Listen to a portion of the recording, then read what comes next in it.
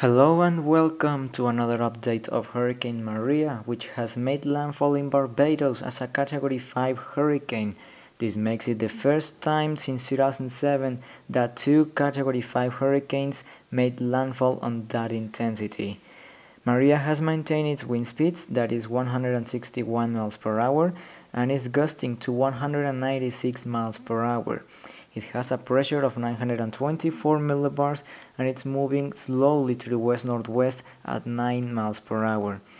The current location of the storm is 15.5 degrees north, 61.4 degrees west, about 270 miles southeast of St. Croix, and 0 miles of Barbados. That means that right now the eye is over the island. A hurricane warning is in effect for Guadeloupe, Dominica, St. Kitts and Nevis, and Montserrat, U.S. Virgin Islands, British Virgin Islands, and Puerto Rico, including Vieques and Culebra Islands. A hurricane watch is in effect for Saba and St. Eustatius, St. Martin, and St. Barthélemy, Anguilla, and Saona Island to Puerto Plata. Tropical storm warning in effect for Antigua and Barbuda, Saba and St. Eustatius, St. Martin, Anguilla, St. Lucia and Martinique.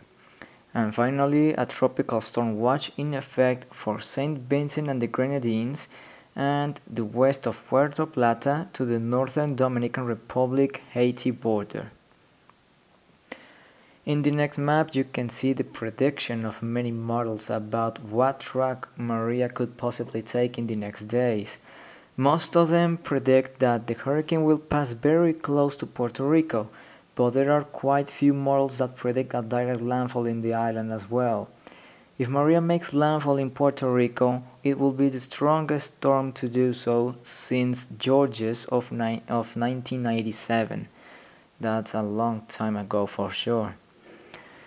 Sea surface temperatures are pretty warm, around 30 degrees Celsius, in the current location of this hurricane, and that warm water has contributed a lot to let Maria to enter in the phase of rapid intensification.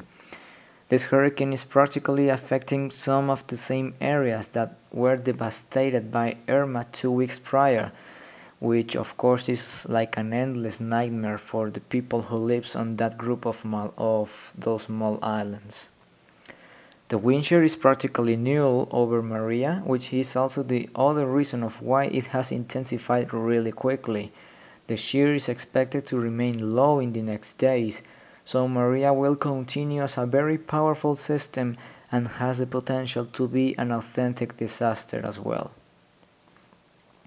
Having a look on the rest of the basin, you can see that we have one more system active, that is Hurricane Jose, which is weakening, but it's affecting several areas of the northeast coast of the United States due to its big size, despite being far away from land.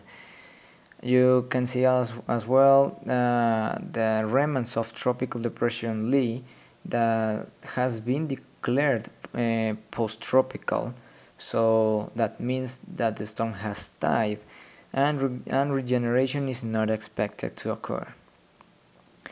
This has been the update of Hurricane Maria, but before going, remember to subscribe to our YouTube channel if you haven't.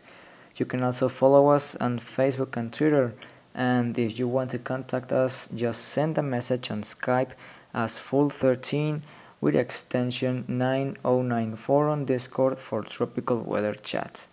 Thanks for watching, stay safe, and see you soon.